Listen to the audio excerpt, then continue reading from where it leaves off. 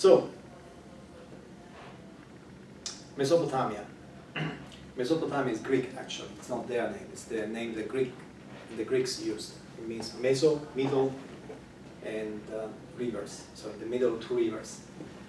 And thanks to the wars in Iraq, people are familiar with these two rivers, right? Tigris and Euphrates. And so that's a double river civilization, actually, river valley civilization. And those are some of the cities. So the Sumerians are the oldest ones we can talk about. The first ones that started writing in that region. What about them? Well, we know a number of things. I mean, the wheel, the domesticated animals and plants. For all these things, we don't know when it really started. I can tell you the earliest evidence that they did that, okay? But we don't know before that if that existed or not. The big thing is really here. So irrigation, we have evidence of irrigation. We have evidence of cities, we found cities. Monumental buildings for religious purposes. Chariot. The wheel could have been invented for whatever reason, but when you have a chariot, it makes a difference. Okay, that can transport people and transport objects, and same for boat makes a difference. And the pro goes with agriculture. And then bronze, as I said, makes a difference if you're just a Stone Age of bronze. Bronze is copper plus tin, maybe I have a slide because it's important. And it's so it's a different material. It's harder than copper. So both copper and tin are not difficult to find, but you have to put them together to get this stronger metal. So these are harder. It lowers the melting point, so you can do more things with it without major technology. How do we know that? A lot of what I tell you comes from tombs. A lot of what I tell you comes from tombs. When they bury somebody with some objects, we learn a lot. And same with Egypt, right? Now, one invention that came out of the Sumerians is probably tyranny. And that, to me, comes with when you have irrigation and you have food and you have the weather system. Okay? So most rivers, in fact, these two rivers are particularly difficult. I mean, two rivers, a valley with two rivers, wow. Two big rivers, by the way. Wow, that's a gift from the gods. But these two rivers actually are pretty complicated, the way the water flows. So then you need cooperation. You need to create some kind of scheduling, you know, on how to do things, and this to me leads to larger scale economies, where it's not enough to say, well, I have this piece of land and grow my food. Well, that piece of land gets flooded sometimes. And actually, sometimes in the old days, before climate change, it was very predictable, actually. You knew exactly the season when it gets flooded and how bad it is. Well, then what you do? You can do war with the guy next door, or you can just make a deal, okay? And so then to control these things, to me, it's almost inevitable that somebody has to be in charge, and that guy is really in charge, period.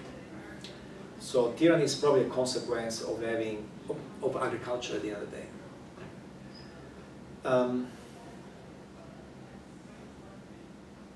And the other thing, I don't know if it's in the next slide, but anyway, the other thing that happens inevitably with human societies is that if you're very successful, if this society is very successful in agriculture, what happens? You have surplus. You have food that you can store. Well, the temptation for somebody else to come and steal that food is very big. I mean, somebody else has two options. One, make the same effort to get the same food. Two, come and steal it. Which one is easier, okay? So then that's another reason why you get tyranny, because you need somebody in charge also protecting the whole thing. That's the most famous thing we got from the Sumerians. Standard word, probably it's a story of a king fighting a war and winning something.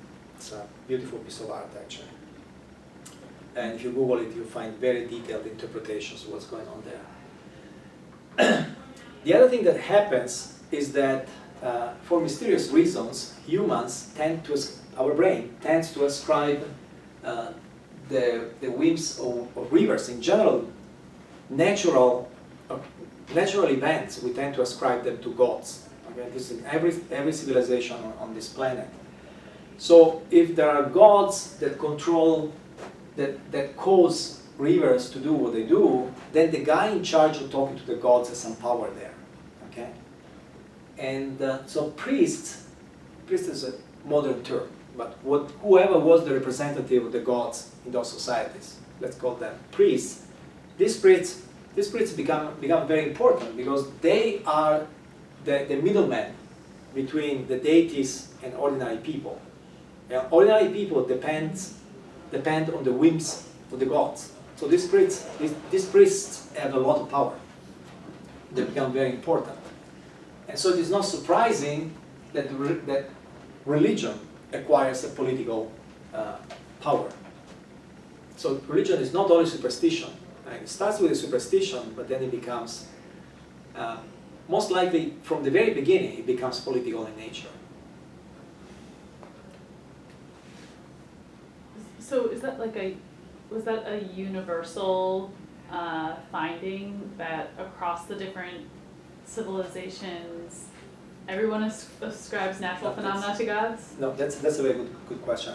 Part of it is a good question. How you phrased it at the end was not. Okay. At the beginning was good. Because this is a place where you have city-states. Okay? And if you have city-states, then when I said it sort of flows logically. But in other parts of the world, for example China, it's a different story. Okay, you don't really have city-states, or at least we don't have a record of when China was just city-states, if it ever was. And so the story is different. Okay. Okay. Here you have a situation where groups of people form states, city-state, city-state, city-state, city-state, 7 different ones, and then something happens there. When you have a bigger society, it's a different story. I mean, they also have, so the last part of your question, they also have superstition and belief in supernatural beings who have some kind of control over things and so on. But it's slightly different. It's not political. Maybe because it's a bigger society. But when you have the city-states, then the priest acquires that political power. Okay. I mean, the way you say it makes it sound intentional. Like partly it was there to construct power or to be a political tool. Isn't there kind of like just a natural way people are wired to look for agency in things? No, I agree with that. You know what I mean? I did not want to make it sound like it was intentional. Yeah. In some cases it might have been, Yeah. but in general I have no evidence that it was. Yeah. Okay. And yeah, I think human brains might be wired to look for that kind of guidance, control.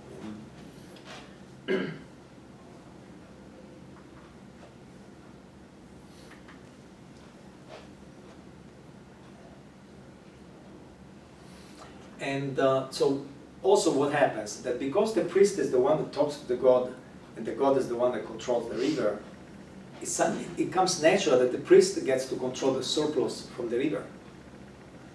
So whatever food you get out of the events, the natural events, is sort of related to the priest. It becomes sort of natural that the priest is the one that controls that surplus. So temples becomes actually part of the administration. And that you see it over and over again in Mesopotamia and also in other places. The biggest banker of Athens was the temple of Athena. So it will happen again. So religion acquires not only political power, but economic power. The temple physically controls that surplus that you have to defend from other people.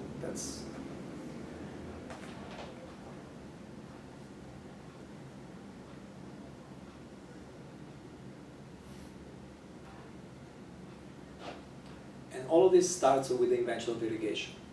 So that's one of the inventions that people don't talk about, because for example, I think I have a slide. When we talk about the Egyptians, I hope I have the slide with the 4 great river basins of Africa. It's not just one. Nile is the longest, but not the biggest. But the others never developed, well, the others had much tougher rivers to deal with. But if they had developed irrigation, they would have done the same thing that Mesopotamia did. They never did. So inventing irrigation was not trivial. And certainly depends also on nature around you. You know, in Africa, as you know, there's jungle in many places. It's not easy to start a civilization. But the invention of irrigation is not trivial, and these river valleys are the places where it happened, either because it was easy, Nile. The Nile River is a very easy river, and you can also navigate back and forth easily. Here I think it did take a little more sophistication. China, again, huge river. India, so that where you had it, where that gets invented, then it triggers a lot of things, because then you have agriculture. Great, we have food. Once you have agriculture, you need cooperation. Once you have cooperation, you have some kind of state. Okay, so it triggers a lot of things. Now we don't really know much about this thing. This picture was sent to me by U.S. Pilot during the war. He sent me, he found my website, somehow he liked it, he sent me pictures. And as he was flying over it, he sent me Temple of Abraham. It took me a while to realize that it was actually the ziggurat of Ur.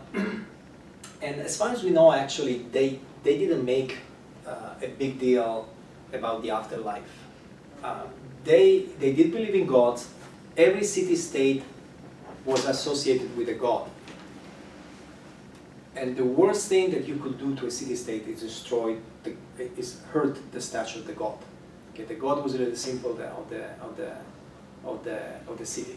This would remain true through the Roman Empire, by the way. You know, you can do anything you like to the city, conquer, loot, whatever, but don't destroy the statue of the god, because that has major consequences.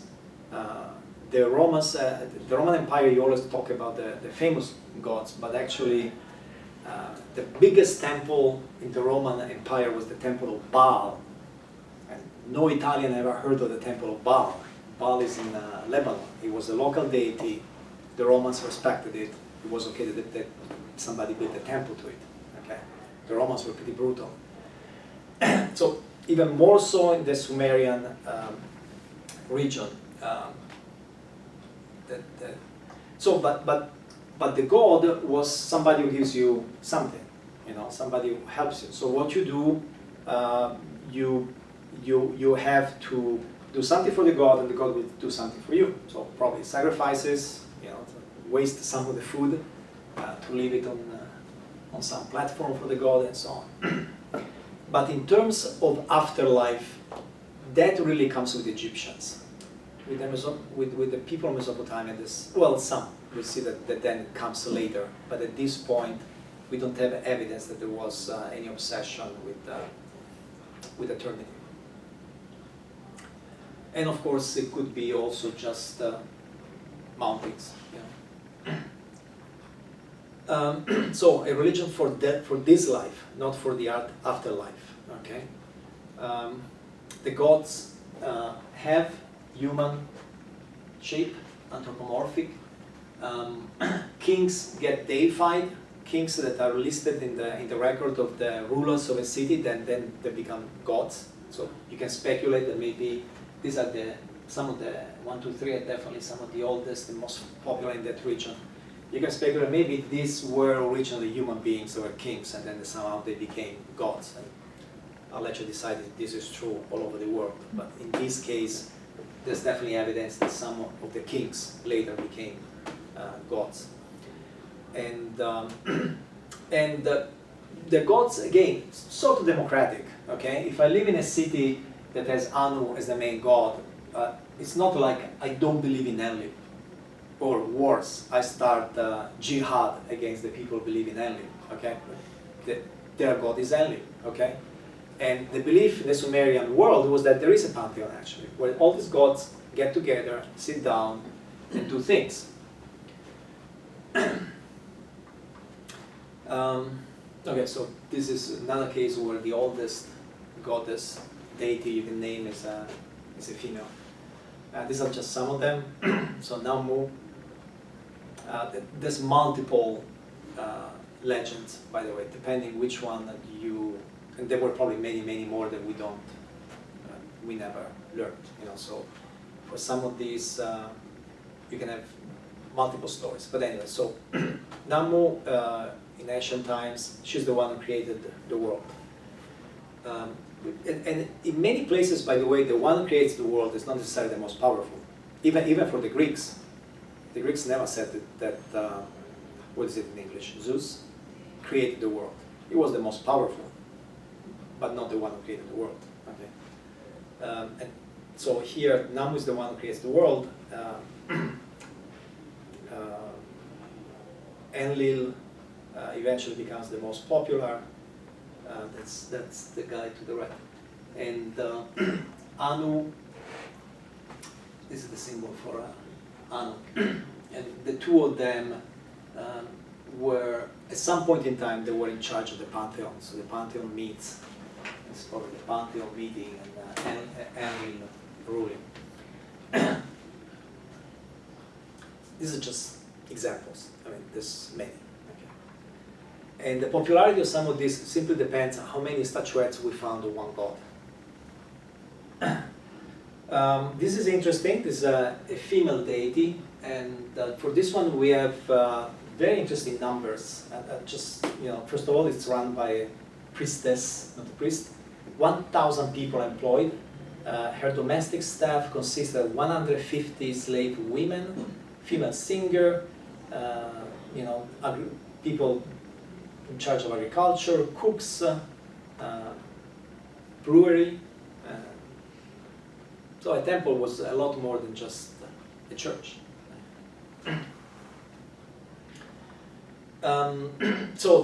Famously, the Sumerian creation myth,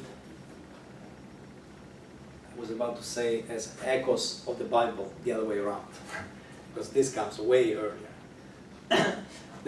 So humanity was created to serve the gods. This recurs in Sumerian mythology. Okay, at some point, there's some god who says, I'm tired of my life, I want somebody to serve, and they create the human species. And that's not presented as an act of love, okay, back then. The gods lived in some kind of paradise, which some people think it was the Bahrain Islands, other things it was Kuwait. There's a legend that one of the gods ate a forbidden plant and was cursed, and and then there's something about the rib. Okay, so and then famously one of these gods caused the flood. So the legend of the flood is actually very old.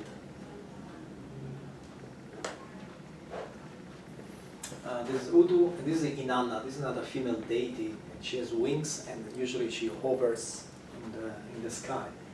And this is Enki. Enki, I recognize it. There might be other symbols, but it has two rivers. Mesopotamia, two rivers. Enki, two rivers. So if you see that thing when you visit Iraq, I'm sure you have a trip planned from Iraq.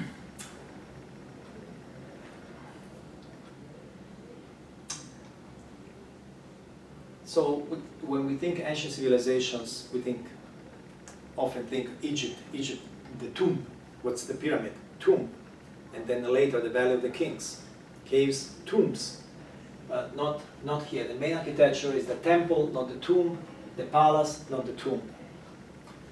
So we have no evidence there was a major cult of the dead.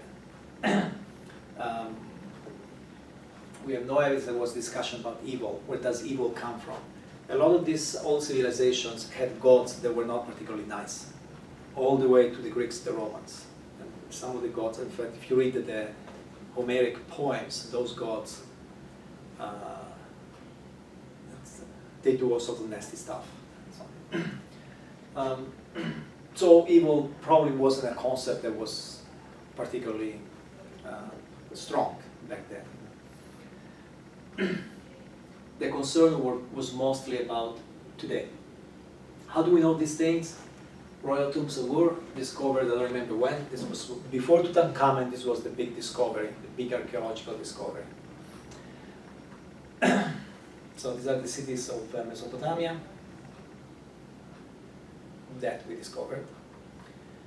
And of course the big thing, we see cities. Before this, it's really hard to find cities. If you go to Turkey, there's one place that I hate to pronounce because I always mispronounce it, something like Çatalhöyük. And some people consider that the oldest city, and it's as big as this floor. And that's it. You know, today we wouldn't call it, maybe a village. Yeah, there's houses together. But in this case, we have a whopping 50,000 people. That was probably the largest city in the world. I mean, that's a city. That's beginning to be a city. Yeah, palaces, workshops, temples. Now, just one slide about slavery. Since in this country, slavery is a big topic and all its consequences. Unfortunately, slavery has been ubiquitous, pervasive. You know, every civilization had some form of slavery, and so it's very famous people were slaves at some point in their life. You could become a slave because of that, because you were sold into slavery by your parents, because you were born to slave parents, war, kidnapped, you know, bad luck, whatever. And these will remain true throughout, you know, Greece, Rome, and so on and so on. Unfortunately, we've done it. We humans have done it. Actually, we still do it in some parts of the world. It was legal. It was respected. There was nothing wrong with it. You know, it's been around for a long time. In fact, the big thing about slavery is when in Britain, then the United States, there's a movement against slavery. People never mention this, you know. White people were really bad in many ways. Well, white people were also the first ones to say slavery is bad. So that we should also. I'm Italian. I have nothing to do with African slave trade, so I'm sort of neutral in this thing. But I think people should be given credit also for being the first ones to say slavery is bad, which for a long time it wasn't so obvious. Of course, writing is the big thing. The whole reason why you're seeing these slides is that we have some writing, so we know something about what was going on. And what we see is mostly bureaucracy. That's what we see. You know, it's either because of some economic stuff or some legal stuff. As you can see, these are pictures, so it's called pictorial writing. It's way before the invention of the alphabet. Most likely, this is the origin. The origin is that we found envelopes. They would put, if you owe me 3 goats, there would be little goats. We would put them in an envelope, and this would be a record that you owe me 3 goats.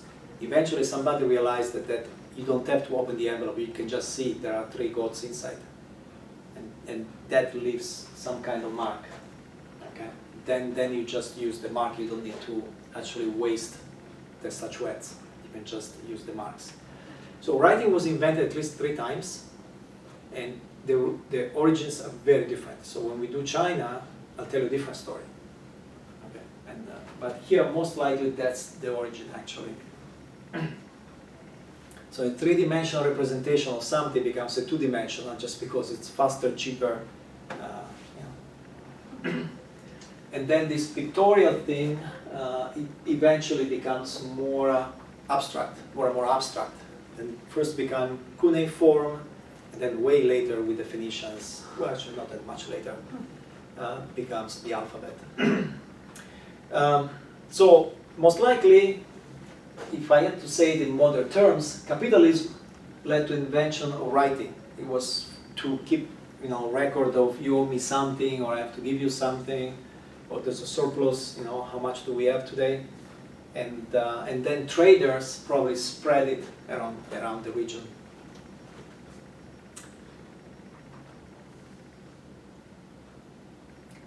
And then the history of language is very complex, but at some point these people that conquer Sumeria,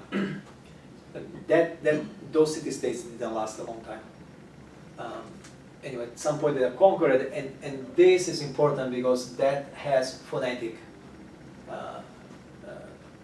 phonograms, and that's the moment where you can tell that they are trying to express abstract things, not just quotes.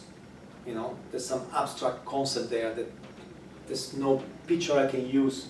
Okay, so then it's just a sound, and that sound implies I have to invent a sign for that sound. That's phonetic. Okay, and just remember that all the way to our day, one thing is written language. I like this interaction. One thing is written language. One thing is spoken language. Okay, when I speak, first of all, I have tones, pauses, speed, not speed, and second, I can do things like wow, really, oh, you know. The written language always has a limitation. As you go back in time, the written language has huge limitations. What they could do with just pictorial language is very limited to objects, basically. You could not say fear. You could not say hunger. Okay. If I show a chicken, what are you trying to tell me? That you want to buy a chicken? You know, not, you know, as a symbol of fear, it's really hard to express unless you invent the sound fear, and we understand that that's what it means. Okay. So the transition to having other things, not just a pictorial representation in the language, means they're trying to use writing to express abstract concepts. It's more than just recording transactions. Oh, quick question. Uh-huh. Where are the Acadians? That's north of Mesopotamia. They came from there. Okay. Yeah, that's the northern side. Most of the cities I've spoke about were in the south. Okay.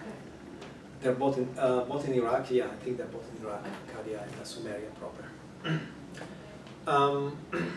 So that's sort of the transition, you know. And the other thing, the orientation changed. We think just because it's easier to, once you start writing, which in those days was really this, it's easier to do it at an angle. So you see this changing orientation and so on. But that's the transition that we see slowly. And again, we are still way before the alphabet here. Okay, the invention of the alphabet will be major, because with the alphabet you can combine letters to create a word.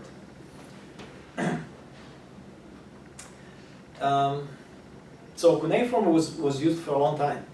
Yeah, still used in the 2nd century. One major thing that happened is the Aramaic alphabetical system. Which language did Jesus speak? You know? Aramaic actually became the English of that part of the world at some point, but that's later. And a lot of people spoke Aramaic, ordinary people. You know, whether they were under the Greeks, the Romans, or whatever, Aramaic eventually became the language of that. But anyway, that's So jumping did ahead. Aramaic become Arabic, or? That's a difficult question because Arabic is born in the 7th century. Really, the Quran is the first text written in modern Arabic. Before that, you have Nabatean. Indirectly, probably yes. Probably both Hebrew and Arabic, because they all, if I go back in time, Nabatean, whatever, they're all families of the same thing. Got it. So, yeah. But you're jumping, I'm jumping ahead of a few centuries, you're jumping ahead of many, many, many centuries. We also see the first form of literature. There's definitely poetry, music, and dance, and somehow we think they come out of religious rituals. You know, religious literature mix this thing, and then some of them evolve into just poetry, some of it evolves into just music, some of it evolves into dance. But probably originally it was just one thing, just some ritual, religious ritual. And creation myths that are originally for the gods, then eventually evolve into epic poetry, so they tell us stories, and most famous is this one, Gilgamesh, very long time ago. but that's the first story we can talk about. I think I have a slide for it. It's pretty important actually.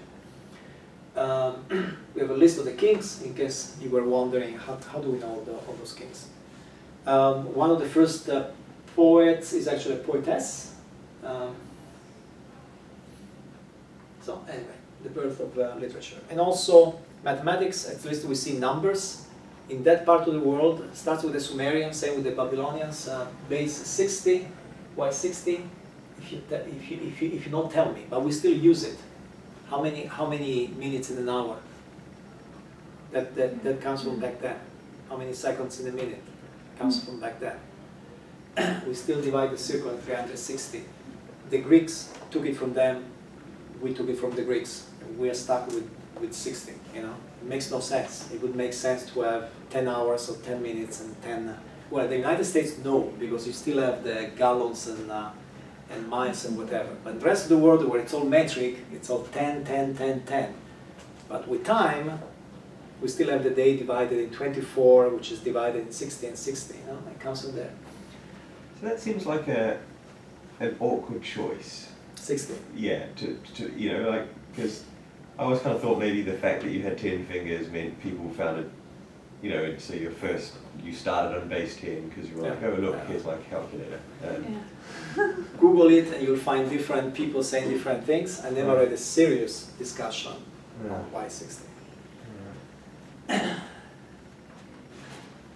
So Gilgamesh, this was a king.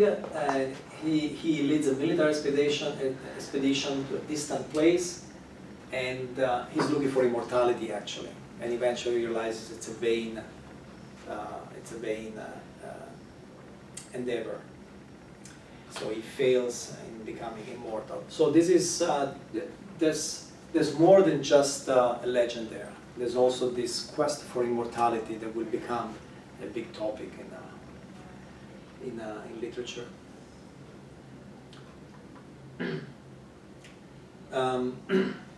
So then things change, and those Sumerian city-states are very important. Eventually they get invaded. Eventually they become a state, and that's a major difference. And here I'm jumping a few centuries, but at some point somebody unites those city-states in something bigger, and the most famous, Babylonia and Assyria. And they come to rule over much more than just Mesopotamia, although for short periods of time. Question: where was the Akkadian? I don't know why it's here, but the Akkadian was this part. This part is Akkadian. So Akkadia, the most famous is Sargon, and he unites that region. So he puts together basically the north and the south. This, by the way, is one of the original places for the Persian civilization, Iran. That it's beginning also to grow at that time. Not many differences between before what I said. The only difference is that this unites several cities. With Babylonia, when Babylonia takes over, Babylonia was one city, one of the Sumerian cities. At some point it becomes the empire. It rules over all the other cities. With Babylonia something changes, and the most famous thing that changes is Hammurabi and then the religion. But Hammurabi, by the way, Hammurabi and the religion, this is an interesting, thing at the Louvre, where most people think this is Hammurabi, the guy on the throne. No, Hammurabi is receiving the code of law from a god. Hammurabi is famous because that's the first code of law we have. It's a very sophisticated code of law. I mean, it says everything from what a woman has to do, what the rights of the slaves are. So it's pretty sophisticated. It is a code of law, okay? It's not very fair, but it is a code of law. Before that, what was the law? Well, it depends on how the king feels that day, or the priest. So with the code of law, it's written. I don't have to be there in person. Anybody can administer the law. Just read and listen. But actually, it's interesting that he receives it from a god. So that's where you find for the first time an eye for an eye, a tooth for a tooth, different words, but that's the meaning. Yeah, the purpose was probably very pragmatic. Just let's make sure that there's a solution to a conflict. Somebody has to admit, okay, I lost this cause. Okay, so that's the purpose. The purpose is to create a peaceful society. Not necessarily a fair one, but a peaceful society. The losers are definitely women. In this is the first code of law where we see that that women have a lower status, less freedom. At the same time, there's provisions for the protection of women, for their rights. Even slaves have rights. So it's a code of law, okay? And that's why it's important. And if you want to read it yourself, this is I saw one of the bullet points was restrictions on female sexuality. Yeah. What, when did that arise, or do you have postulations on? That's the first time that we have it in writing. And do you have any theories on what about that civilization would cause restrictions at that point? My guess is that it happened in many places where men wanted to make sure this is my child. But that's my guess. Once that becomes obvious that the child is important, I want to know which one is my child. So that woman sleeps only with me, period. And maybe also diseases, there could be many factors. Right? There's many reasons why marriage became a big thing.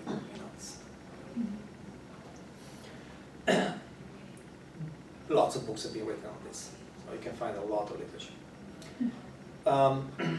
This is another popular text. I'm not going to go through this, but this eventually, there's a man, Marduk, becomes the supreme god. And he used to be a female goddess, and now Marduk becomes the big thing. So you can also estimate when does that transition to a male-dominated pantheon. The chariot is very important.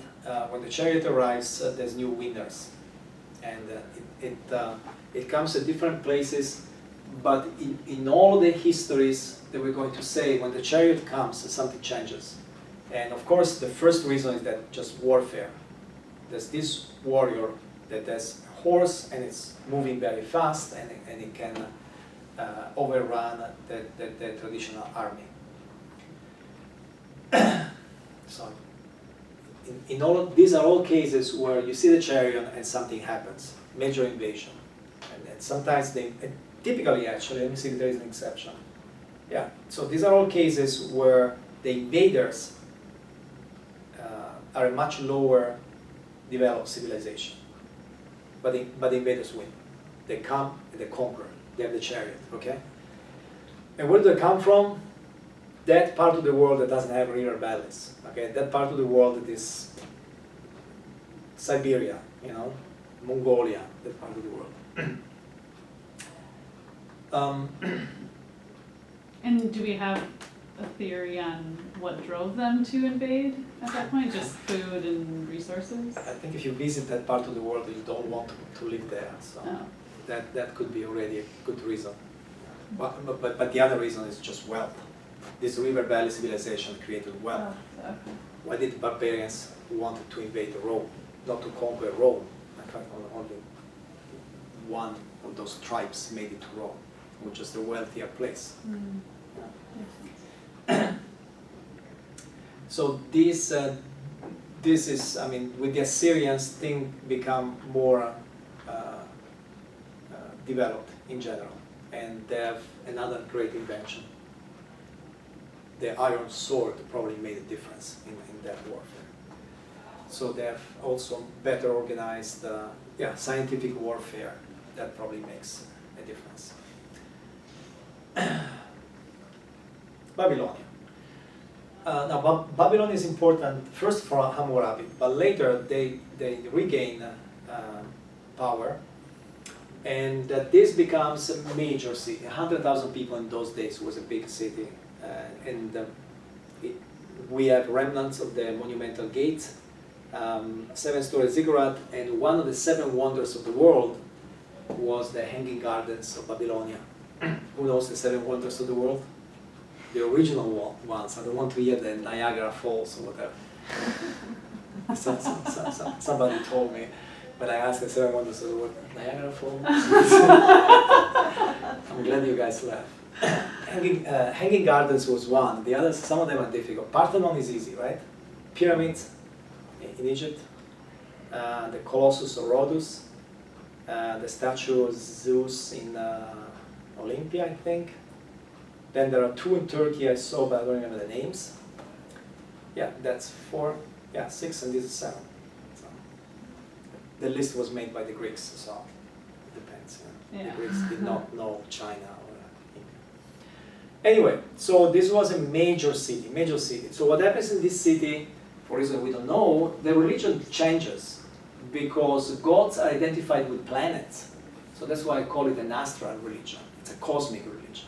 That's a major change, And the gods are inscrutable. Why do they do what they do? Well, gods are gods. They do it because they do it. And they become more abstract. What should humans do? Faith. The only thing you can do is have faith. Humans have sinned, and they have to hope, they have to have faith that the gods will be nice to them.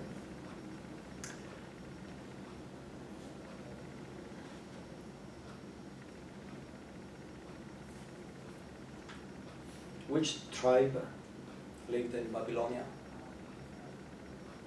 at some point? Which famous tribe was in exile in Babylonia? The Jews. This time. At this time. So no wonder there's similarities. And no wonder with this new Babylonia you see the emergence of astronomy.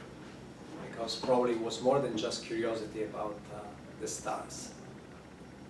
This is where you identify heaven with the gods. Okay. Before that, in the Sumerian Pantheon, there was always a god of the sky, the god of the wind, the god that was powerful, but it was just one of them. With this, it's really all the gods are up there.